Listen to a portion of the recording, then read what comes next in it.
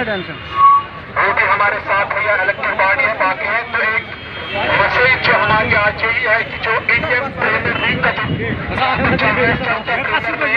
Garbage free cities आज की message आएगी उसमें हमें आपके ताउन की जरूरत है।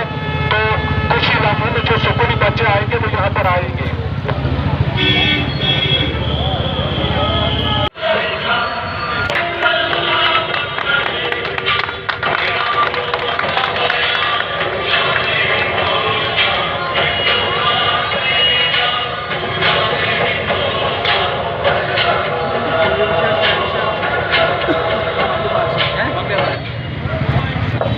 भारतवर्ष में हुई है।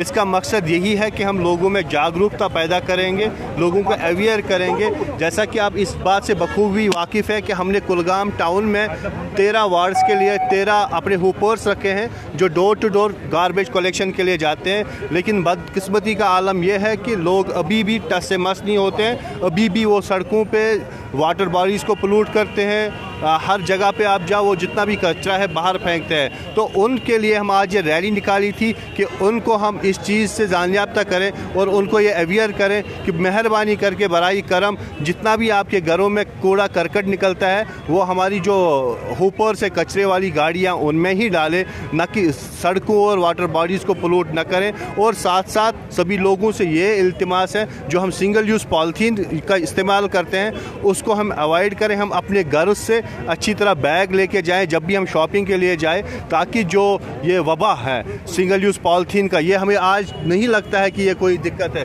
लेकिन इसकी वजह से, पॉलीथीन की वजह से हमारी आने वाली पीढ़ियां जो है तबाह व बर्बाद हो जाएंगी। हमें चाहिए कि हम इस कौम के ज़िम्मेदार नागरिक की तरह इस कौम के ज़िम्मेदार शहरी का फ़र्ज़ अदा करें और जो सिंगल यूज़ पॉलीथीन है इसको भी बैन लगाएं, इसको हम इस्तेमाल करने से रोक लगाएं। बस यही मकसद था कि और यही उम्मीद करता हूँ कुलगाम की आवाम से कि वो हमें मदद करेंगे, म्यूनसिपल काउंसिल कुलगाम को मदद करेंगे कुलगाम को नीट, क्लीन और ग्रीन रखने में।